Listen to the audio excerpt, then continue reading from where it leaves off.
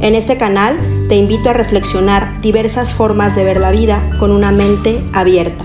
Comenzamos.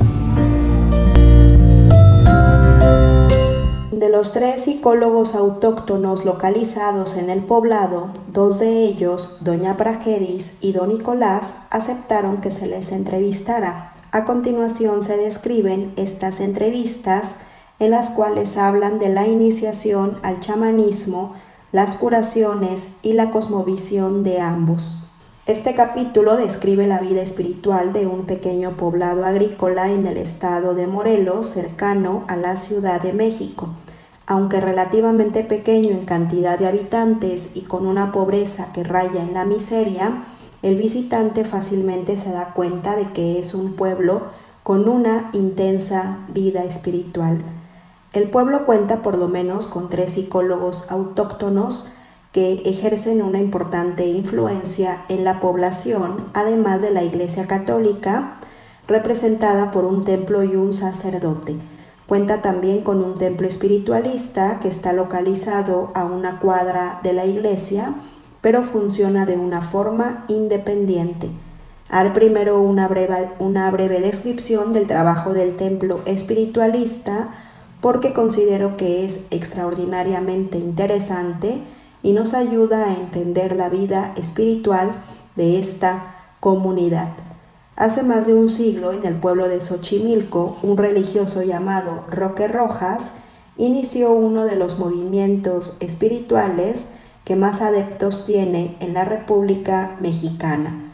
Conocido como espiritualismo, este movimiento tiene como finalidad el que individuos sensibles aprendan a establecer un contacto con niveles espirituales elevados que a través de este contacto informen a la comunidad mensajes, instrucciones y enseñanzas provenientes de niveles espirituales alternos. Hasta la fecha y después de varias divisiones, el movimiento ha mantenido una consigna básica y es la que dice que un sujeto debe dejar su conciencia y su contacto con su cuerpo para permitir que éste sea ocupado y manejado por entidades espirituales individualizadas que hablan a través del vehículo orgánico. Toda una terminología ha sido desarrollada para describir estos contactos. Al cuerpo, específicamente al cerebro, se le denomina el aparato, dependiendo del desarrollo de la entidad con la que el aparato se pone en contacto. Se denomina a esta entidad ser de luz, ser de oscuridad y esencia. Esta última denominación la recibe el ser más elevado de todos.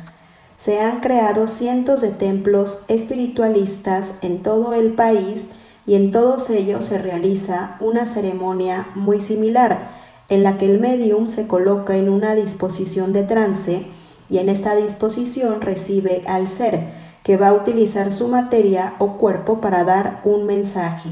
A estos mensajes se les denomina cátedras y al terminar estas, el médium recupera su conciencia habitual o cotidiana y no recuerda absolutamente nada de lo que sucedió durante su trance. El templo espiritualista de este pueblo desarrolla por lo menos 3 tipos de actividades. Primero, la cátedra, que se realiza los domingos a las 10 de la mañana y que consiste en un rezo de aproximadamente 1 hora, después del cual uno de los miembros de la comunidad, generalmente el más veterano, entra en trance y dentro de este ofrece un discurso que tiene como meta el impulso espiritual de la comunidad. Al finalizar su discurso, la persona que dicta la cátedra hace referencia a 3 mujeres sentadas a la derecha y vestidas de blanco. Se les denomina profetas y les pide que describan a la comunidad lo que han percibido durante todo el desarrollo del discurso. Cada una de ellas hace una descripción de sus imágenes, sensaciones y sentimientos. Después de cada descripción, la persona que impartió la cátedra explica a cada una de las profetas el significado de sus visiones, de los símbolos y de las secuencias de imágenes que ha experimentado. Después de que las profetas han expresado sus experiencias y el orador les ha ofrecido retroalimentación, se presenta cada uno de los personajes que organizan el templo espiritualista y le preguntan al orador interrogantes importantes acerca de su propio desarrollo y de la comunidad. Una segunda actividad de esta institución, además de la cátedra dominical, son las curaciones, en las cuales miembros de la comunidad se dedican a curar a sus enfermos los martes y los viernes de cada semana a las 5:30 de la tarde. Estas curaciones se realizan a través de un procedimiento que ya he explicado en otras ocasiones y que brevemente consiste en que el enfermo se acerca al curandero, quien lo toca y realiza una serie de movimientos con sus manos, logrando supuestamente un alejamiento de energías negativas y una implantación de energías positivas y curativas en cada paciente. Además de estos procedimientos manuales, los curanderos ofrecen un discurso y una serie de recetas y recomendaciones que el paciente debe de seguir con el objeto de lograr una curación y un alivio satisfactorios. En tercer lugar, el templo espiritual realiza lo que él mismo denomina desarrollos. El desarrollo es el entrenamiento que los miembros más veteranos de la comunidad realizan con los más jóvenes, enseñándoles a curar, a dar cátedra y a desarrollar sus capacidades espirituales. Dentro de los psicólogos autóctonos localizados en este poblado, uno es Doña Pragedis. Doña Pragedis nació el 21 de julio de 1932 y pertenece al linaje de los graniceros del estado de Morelos, cuyo representante más renombrado es don Lucio de Morelos. De hecho, Doña Pragedis afirma tener una relación con don Lucio que se remonta a los padres de ambos. Sin embargo, niega depender en su trabajo chamánico de don Lucio o de cualquiera de sus asociados. En otras palabras, aunque Doña Pragedis se dedica a labores similares a las de don Lucio, y aunque existe un conocimiento mutuo, también existe una independencia entre ambos. Doña Pragedis desciende de una familia que en mayor o menor medida se ha dedicado al chamanismo. Su padre realizaba limpias y curaba a las gentes de su comunidad de la misma manera que como lo realizaba su abuelo. De esta manera se puede inferir que Doña Pragedis es la heredera de una tradición que se remonta por lo menos 3 generaciones atrás y de la que ella ha extraído una serie de conocimientos y técnicas que aplica en su trabajo como psicóloga autóctona. Doña Pragedis es conocida de su comunidad y aunque la mayor parte del tiempo la dedica a las labores de su hogar, los miembros de la comunidad acuden a ella en busca de alivio para dolencias psíquicas y físicas, por lo que ella realiza una labor comunitaria importante.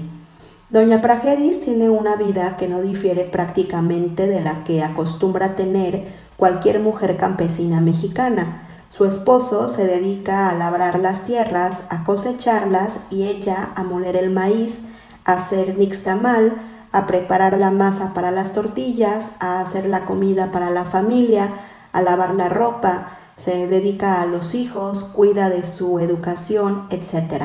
En su vida familiar, Doña Pragedis se conduce en forma enteramente normal y acepta las relaciones de la vida cotidiana como reales y necesarias.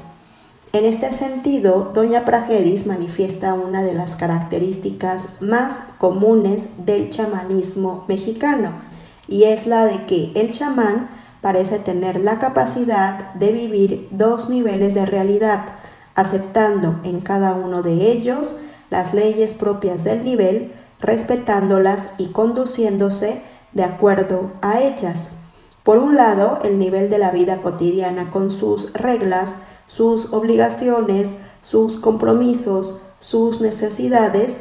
Cuando un chamán vive el nivel de la vida cotidiana, lo vive en una forma enteramente impecable y sin que se note diferencia alguna con la forma en la que lo vive cualquier otra persona. Por otro lado, cuando el chamán vive su vida chamánica, su contacto con los seres etéricos, sus llamadas, sus terapias, sus diagnósticos, también los vive en una forma enteramente impecable, aceptando las reglas y leyes de este nivel de la realidad sin que manifieste tener algún conflicto o alguna contradicción en su capacidad para vivir lo que desde un punto de vista externo serían dos vidas totalmente diferentes y basadas en situaciones y reglas completamente distintas. Doña Pragedis pasa de un nivel a otro en forma imperceptible y sin que provoque ninguna situación llamativa, asombrosa o inclusive notable. Cuando conocí a Doña Pragedis, le solicité permiso para fotografiarla y ella se negó totalmente, no accediendo porque opinó que no sabría qué uso se hará con su fotografía, ni en qué manos ésta podría caer, por lo que no puedo ofrecer una imagen fotográfica de esta psicóloga autóctona. Lo único que puedo hacer es describirla como una persona de edad aparente, mucho más avanzada que su edad cronológica, de pelo cano, robusta, de facciones fuertes, indígena, de tez morena, ojos penetrantes y conducta totalmente fluida. Doña Pragedis camina por el campo descalza, se conduce en una relación notablemente cercana con la naturaleza y la sensación que se tiene al estar junto a ella es de una naturalidad y familiaridad notables. No existe ninguna sofisticación ni estructura, ni posee alguna en su conducta. Sus ademanes son naturales, su voz es enteramente natural, no existe ninguna posición de autoridad, ni tampoco de dependencia o de exagerada humildad. En otras palabras, Doña Pragedis se conduce con naturalidad y hace sentir a su interlocutor la misma sensación. Dice Doña Pragedis que su padre enfermó de una dolencia que los médicos de la región no pudieron resolver. Una noche, estando su padre acostado en la cama, empezó a quejarse en forma desmedida y alarmante, y en este momento Doña Pragedis decidió intentar curarlo de propia mano. Para lo anterior, tomó un huevo, se acercó al cuerpo de su padre y lo empezó a frotar con él mismo.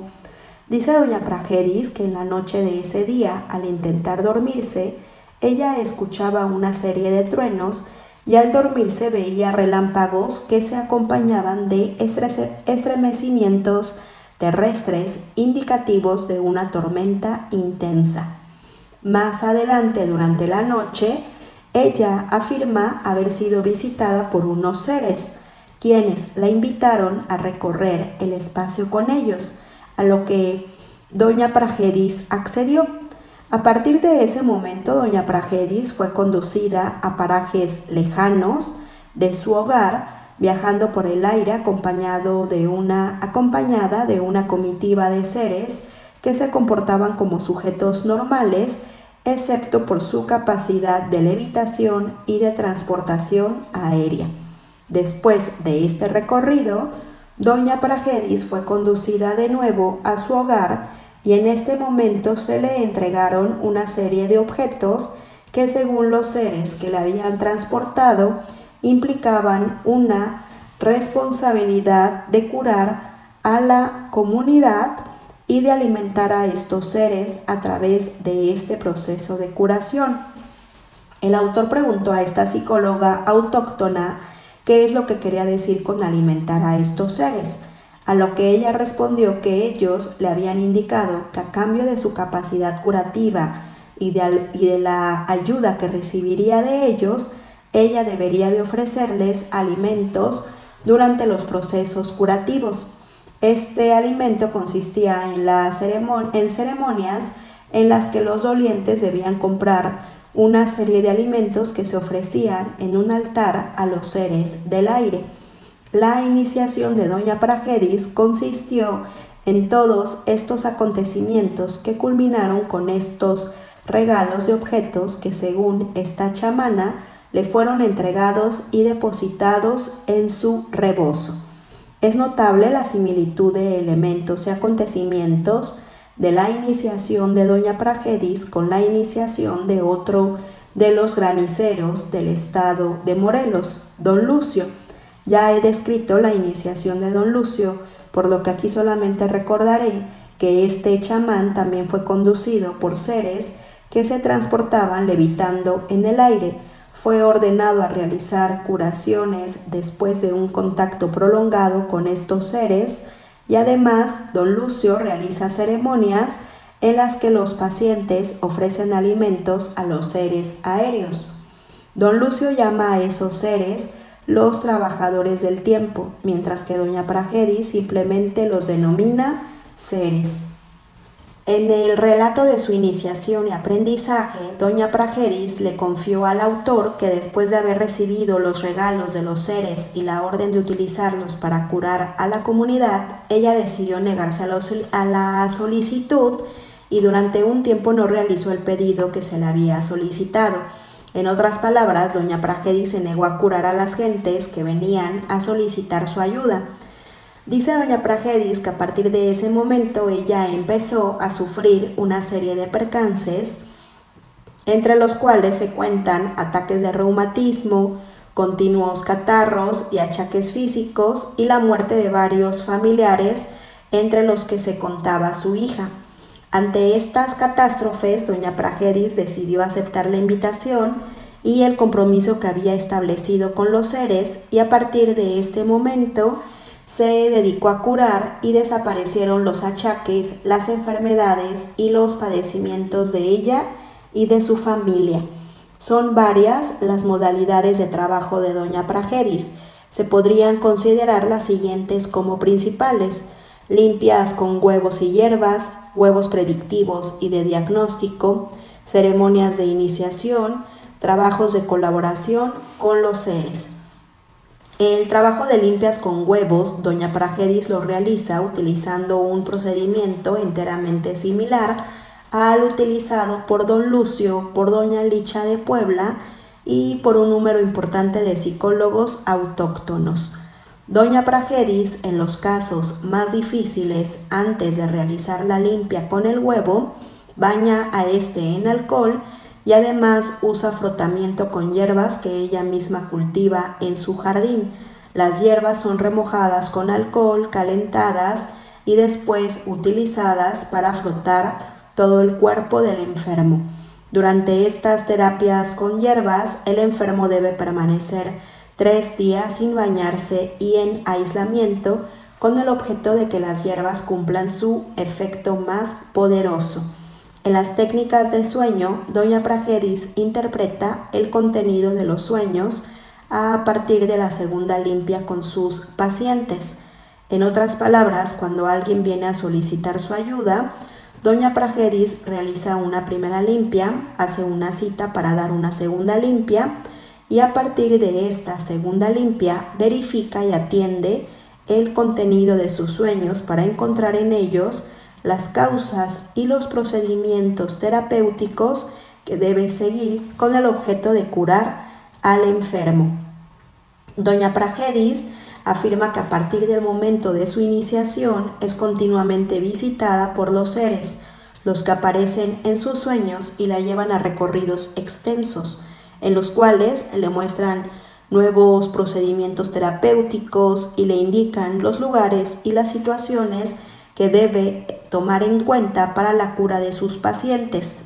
En casos de petición especial, doña Pragedis también utiliza iniciaciones en las que pone en contacto al candidato con los seres para que estos, a partir de este momento, puedan interactuar y colaborar con la mejoría y el desarrollo del paciente. En estas ceremonias de iniciación, doña Pragedis ofrece comida a los seres y realiza un pacto con ellos y a través de este pacto abre un canal de comunicación del paciente con los seres. Don Lucio utiliza un procedimiento enteramente similar al de doña Pragedis, por lo que me atrevería a afirmar que ambos definitivamente pertenecen al mismo linaje chamánico. Doña Pragedis afirma que los seres que la guían en sus trabajos y la llevan a recorrer parajes a través de la transportación aérea que mencioné anteriormente son personas que murieron y que de alguna manera están en proceso de búsqueda de luz interna. Estas personas las identifica Doña Pragedis con soldados de la Revolución, indígenas muertos en batallas del pasado, etc. Según esta psicóloga autóctona, estos seres tienen necesidad de alimentarse y la obligación de los chamanes es satisfacer esta necesidad abriéndoles a estos seres posibilidades para seguir subsistiendo. Doña Pragedis, además de su labor como curandera, es partera de la comunidad, además granicera de su región. Como curandera, el principal instrumento que utiliza en su labor terapéutica es el huevo, el que frota con alcohol y después pasa por todo el cuerpo del enfermo con el objeto de absorber sus males. Seguidamente utiliza una serie de hierbas entre las cuales se encuentran el estafiate, el mirto y la salvia real, las que mezcla con agua, calienta y después vierte en ellas alcohol para de esta forma lograr una masa vegetal que toma entre sus manos para frotar todo el cuerpo del paciente con ella. Como partera, ella también utiliza el huevo y métodos convencionales de matrona para ayudar a dar a luz.